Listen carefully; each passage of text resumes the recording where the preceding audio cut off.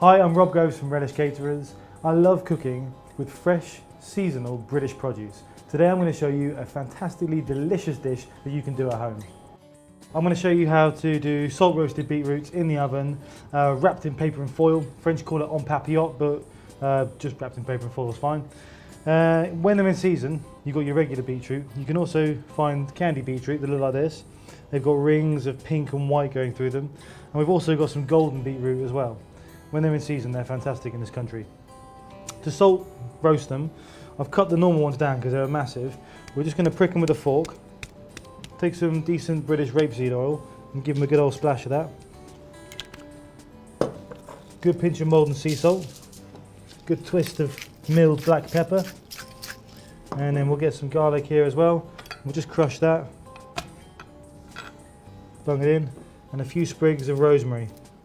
So that all goes in the mix, and when it's in the oven it's going to roast and steam, and it's going to be in there, and all the flavours of the rosemary and the garlic are going to get inside, and it should soften the beetroot up as well. And wrap it up, bring it up together, and then just pinch it. So you've got a kind of parcel, so it'll sit on the tray like that, but then when it comes to open it, it's nice and easy for you to just go dunk and it's open. Okay, so we'll do all of these beetroot up, we'll roast them in the oven for about an hour and a half. You know, they take on a low temperature, 160 degrees. They do take a while to cook, but the flavour intensifies because you're roasting them off rather than boiling them. Okay, so let's chuck them in the oven. They've been in for about an hour and a half, and they're ready. We'll just let them cool down a bit, because when you open those parcels up, there might be a pocket of steam in there. If that catches your thumb, it'll burn you. So just be careful. Let them cool down a little bit before you tackle them. Okay, so they've cooled down a bit. As you can see, I've cooked them individually in lots of little parcels, rather than doing them in one great big one where they'll just sit there and they'll sweat.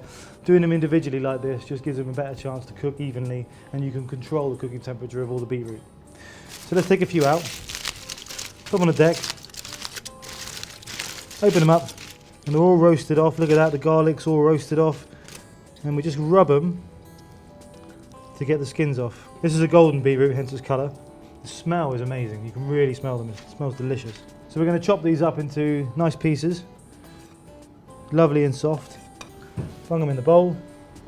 And just a little salad idea, which is dead easy, that you can do to this after it's roasted off. Take your beet. Have a good lug of oil. A few capers, a few more. I like capers. A little splash of red wine vinegar. Beetroot are quite sweet, and when you've roasted them, that sweetness is intensified. So a little bit of vinegar, the caper, that's going to cut against that. And we get some flat leaf parsley. And just chop it up roughly. And that goes in.